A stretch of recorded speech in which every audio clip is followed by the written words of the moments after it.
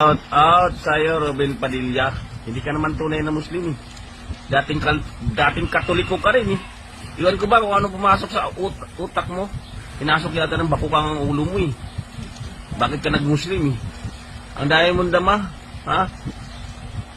Pag inalikos tayong reliyon, magpapakamatay kayo dahil sa reliyon nyo. Katarantaduhan. Tarantaduhan, yabang-yabang mo. O yun, hindi ka na kumakain ng baboy kasi Muslim ka na. Ang bubo mo. Pwede nang kainin ng baboy. Ang Muslim, hindi naniniwala kay Kristo. Kasi hindi nila binabasa yung lumang bagong tipan. Basahin nyo yung bagong tipan para malaman nyo pwede na kainin ng baboy.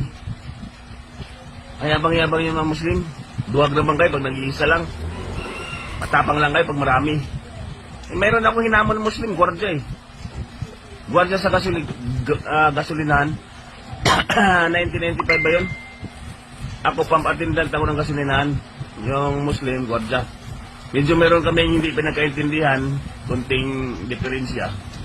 Mayabang eh. Shotgun hawak niya. Sabi ko, ibaba mo yung shotgun mo, suntukan tayo. Putragis, ayaw lumaban, kinasahan ako ng shotgun, sabay sipa sa akin, di ba duwag mga Muslim? Mayabang na yung mga Muslim pag kampi-kampi. Subukan yung magipagsuntukan sa akin, Muslim. Ngayon, kasing laki ko rin.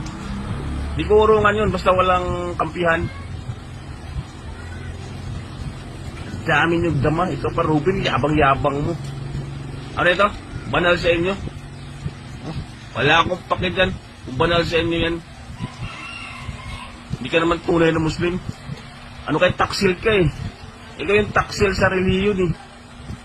Saan ka, paano kayo pinanganak?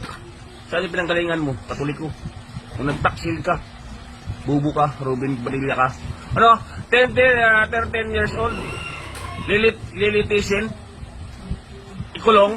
Bobo. Ikaw daw. Kung anak mo nagkasala, papayag ka?